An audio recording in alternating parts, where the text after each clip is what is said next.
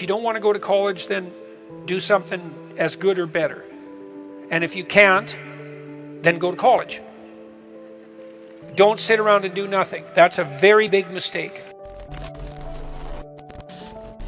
It's possible that college isn't for you. I mean, there's other things you can do that are productive. If you're a high school student and you're wondering if college is for you, one of the things I would recommend is choose as an alternative something equally or more difficult. And I would say to all of you, if you're ever facing a decision in your life, this is kind of a good rule of thumb, because you always have to ask yourself, is this not right for me, or am I just useless and lazy?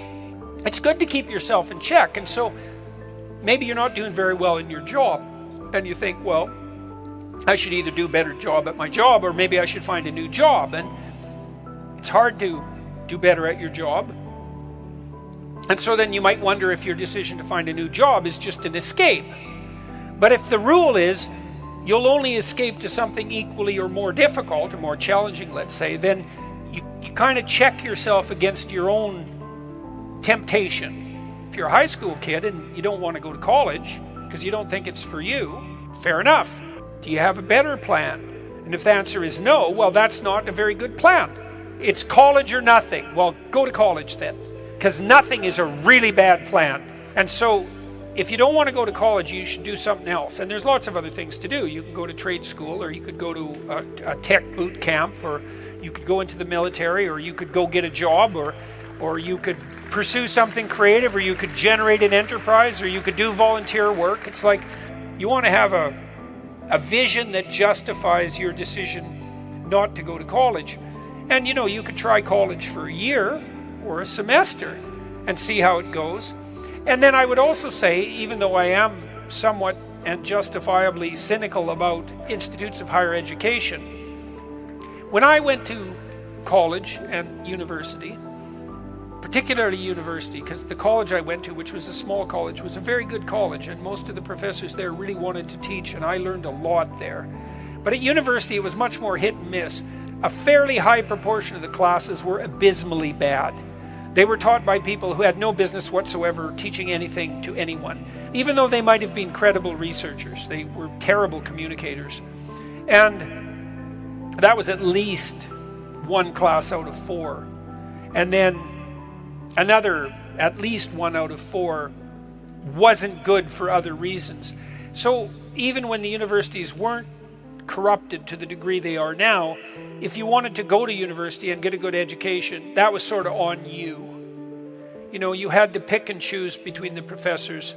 You had to use your head to find the elements of value. And I think that in most educational institutions you can still do that, although it's not the case that you can do that at all of them.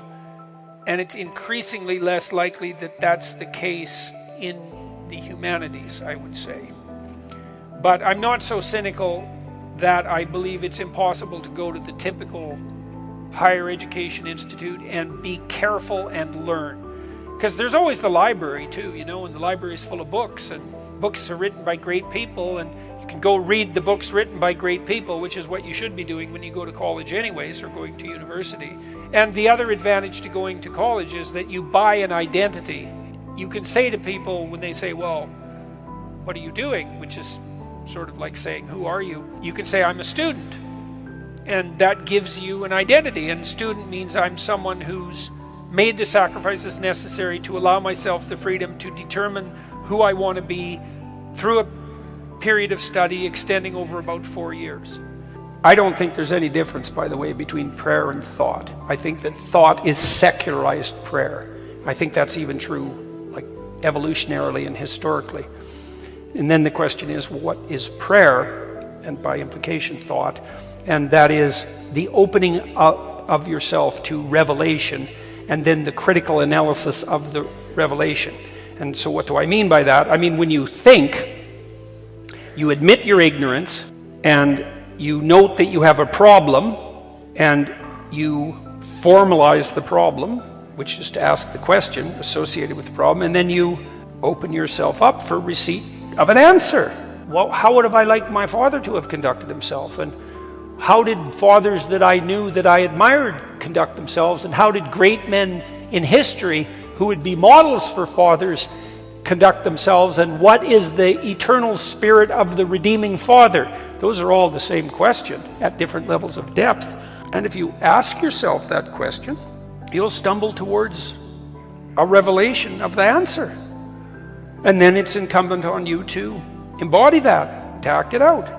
You could ask a different question. What stupid things am I doing that I could stop doing, that I would stop doing, that are interfering with me being that? What stupid thing am I doing that I could quit doing, that I would quit doing? But there might be something on the edge there where, weak and useless as you are, you could stop that. Who knows what would happen if you really got your act together? You know, like there is this weird idea that's central to our culture that because we're all of divine value, that we have the spark of God himself within us, but we don't allow that to make itself manifest because we lack the courage and the faith. Your kids want to have the best relationship with you that they possibly could have. Like they're 100% on board with that idea. Way more than anyone you've ever met in your life. And that means you could have the best relationship with your children that you've ever had with anyone. That's what they offer you. And it's up to you to realize that, and you could. That's a good opportunity, man.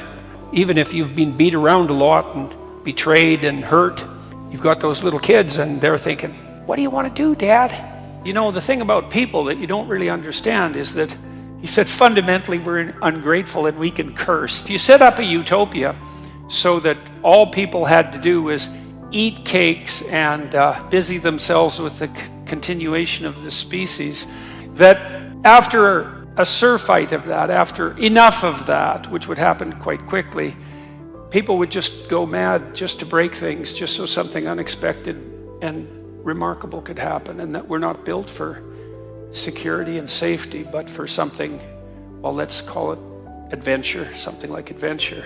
That's a good thing to know, you know, because you don't want to suffer unduly. And you might think because of that, that really what you want is happiness. You know, happiness is a boat that's easily capsized and the waves are always there. And so if your philosophy is one of, say, impulsive happiness, then you're not prepared when all hell breaks loose. And all hell, it will absolutely 100% break through at some point in your life. It might be a lot of it, and for some of you, it's going to be damn near the whole thing. And so if what floats your boat is happiness, you're going to be capsized by the first decent wave. And so then you might ask yourself, you know, what do you have instead of happiness that might be even more reliable? And I do think that adventure is more reliable than happiness. And in the Old Testament story of Abraham is presented as a late bloomer, to say the least. And he had a very rich father by nomadic standards, and he could just sit around in the tent all day. But, you know, God appears to him and says, get out of your security, get out of your comfort, leave your family, leave your community, leave your nation, go out into the world. And it's very interesting. God is presented as the manifestation of the Spirit that calls even the too secure and pampered to adventure. But the promise is the promise of adventure, and the implication is that if you have a sufficient adventure, then that cannot so much protect you from suffering, because perhaps that is impossible, but to justify it. Because you kind of know this in your own life. When you look at your life, you might look back on travails that you've undertaken. You know, people don't regret what they did that didn't work. They regret what they didn't do that could have worked. They regret the chances they didn't take. And you know, even if you do an evaluation of your biography, one of the things that you want to be able to say to yourself is something like, that was extraordinarily difficult, but it was worth it. You see the suffering in the world, you see the suffering of children, you see maybe your own children or your suffering, and you wonder, well, how can reality be constituted so that I can have faith in its essence when there is so much suffering? And one answer to that is something like, well, how much suffering do you want? And you might think, none. I don't think that's right. So you could say, at least you want to be pushed to your limit. And maybe you find the most exciting times in your life. In fact, you'll pay for this. You'll pay to have this experience, to be pushed to your limit. Like, not beyond it, or maybe even a bit beyond it, you know? And maybe not so far beyond it that you crumble and break and things fall apart. But, you know, could you be pushed to your limit optimally if there wasn't the possibility of falling apart and breaking? How are you ever going to take something seriously if the consequences aren't actually serious? You know, and there's something delightful about dancing on the edge. That's why Hawaiians believed that surfing was sacred, you know, and it's because to surf you have to be on the edge, right? And the waves can come and take you out at any moment. But without the possibility of the waves rising to take you out, then you can't dance on the edge. And maybe that's exactly what you do. When your consciousness is optimized, then you're deeply engaged in life and everything seems alive and meaningful. And maybe that's the solution in some profound sense to the problem of suffering. It's that you optimize your interaction with chaos rather than being protected all the time from everything that could hurt you.